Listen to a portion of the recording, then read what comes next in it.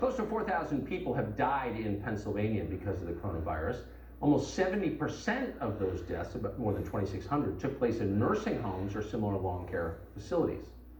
Those deaths occurred for the very same reason they did in New York, because the state officials there ordered nursing homes to accept patients who had tested positive for coronavirus.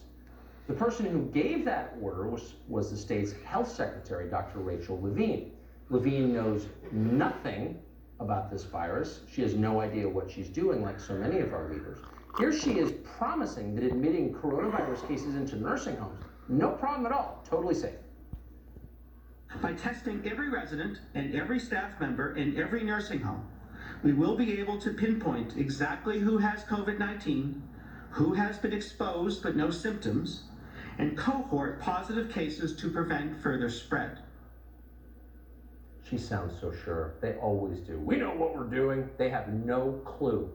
That was untrue, completely untrue, and it looks like Levine knew that it was untrue, which would make her really worse than most.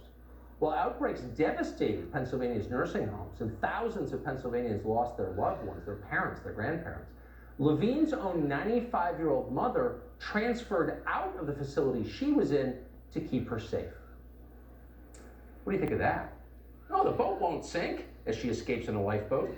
Don't expect any sympathy from Levine's boss, Governor Tom Wolf. He's had a very busy weekend, not protecting the state, but denouncing opponents of his decisions as the moral equivalent of wartime deserters. Watch this.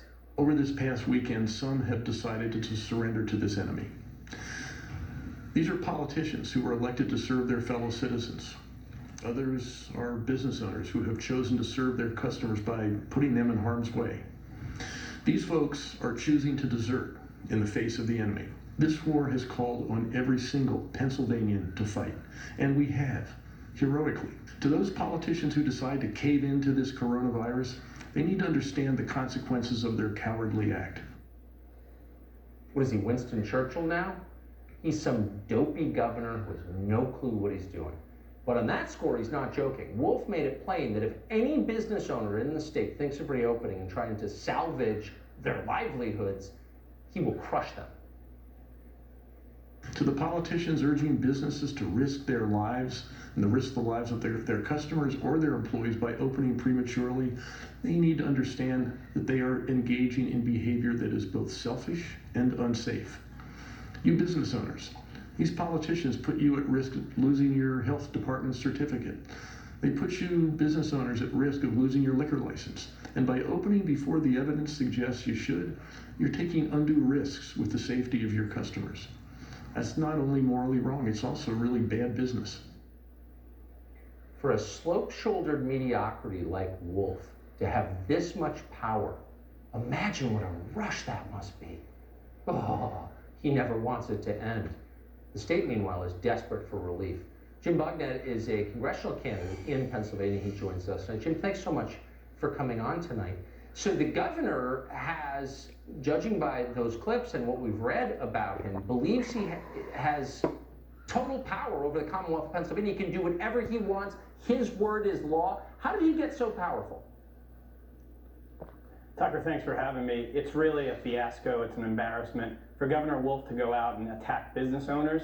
If he wants to investigate anyone, he should be investigating Rachel Levine and his own administration, which has sentenced 2,700 people to death in our nursing homes. It really is an embarrassment. The moral culpability is in his hands. He's the one who's led us down this path. So that is such a great point. So we find out that the state's health director, his health director, forced coronavirus positive patients into nursing homes, but pulled her own mother out of a nursing home.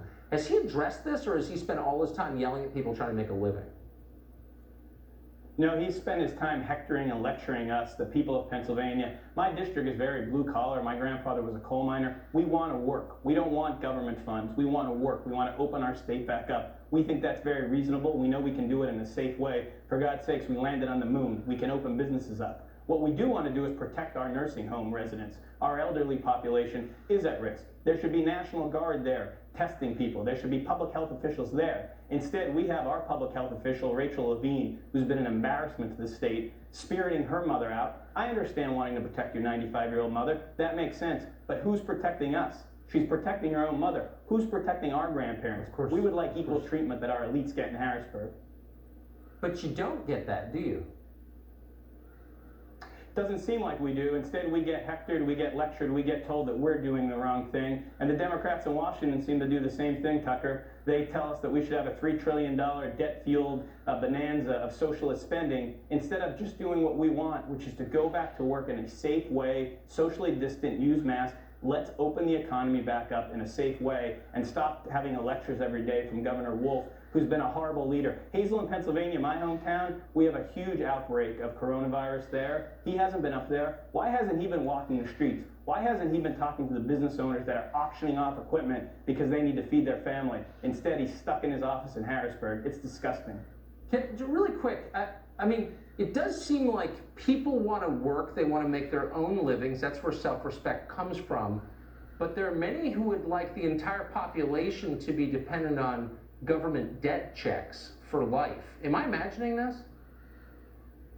I think you're not imagining it, but those people tend to be liberal Democrats in the House of Representatives led by Nancy Pelosi, supported by her lapdogs like Matt Cartwright and AOC. Even Democrats, independents, it doesn't matter. In PA8, where I represent, Scranton, Wilkes-Barre, Hazelland, we want to work. We want to get back to society. We want to protect our elderly, do it in a safe way. We don't want government handouts, Tucker. It's so sad. I mean, they're using this moment. They really are.